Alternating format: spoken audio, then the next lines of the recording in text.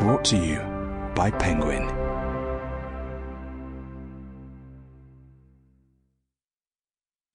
No Pain Like This Body by Harold Sonny Ladoo. Read by Damian Salandy. Dedication. For Peter Such, Dennis Lee, Shirley Gibson.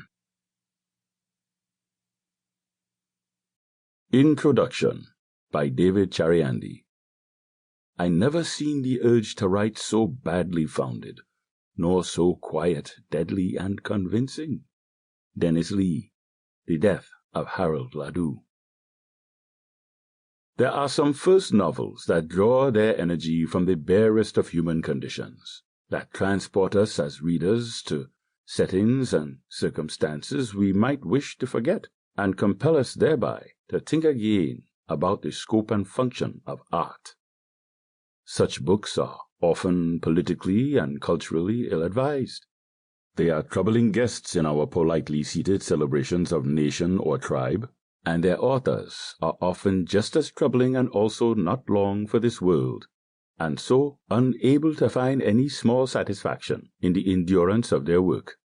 Such books belong to imaginations that are excruciatingly vivid, but also brief.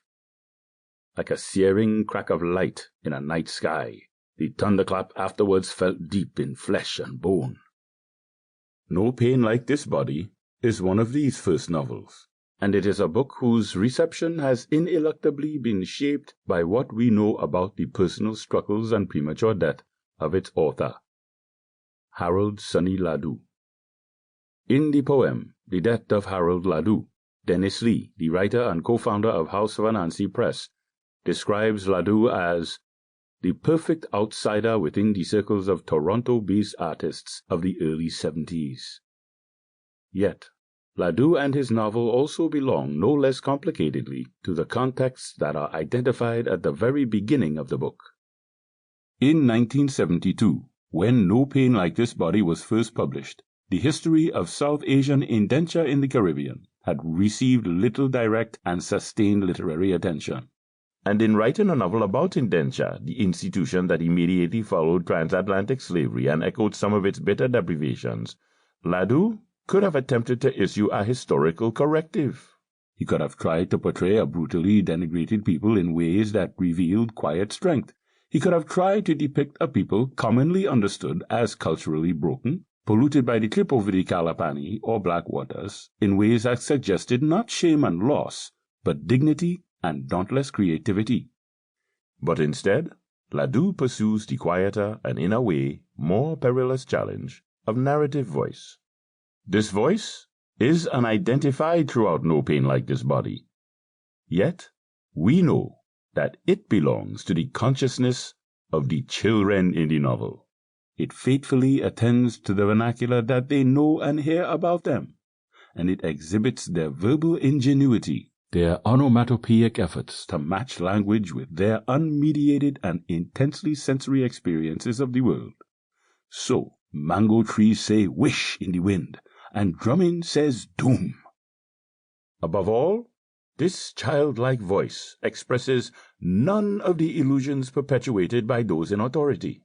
Nature is not innocent and unspoiled, but perpetually overcast and poisonous. Family and community are sources not of security or identity, but of betrayal and lies. Culture and religion issue forth from the rotted breath of hypocritical men and offer no consolation or healing, no explanation for either death or meager existence. God lives in a cruel sky, utterly indifferent to human suffering, and madness, when it strikes, seems inevitable. What then is redeeming in this book? I know I am not neutral in posing this question.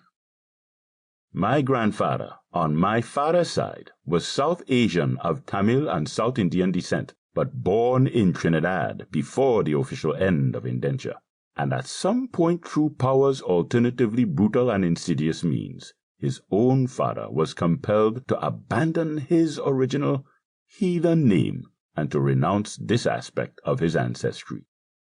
Yet, my grandfather... Sample complete. Ready to continue?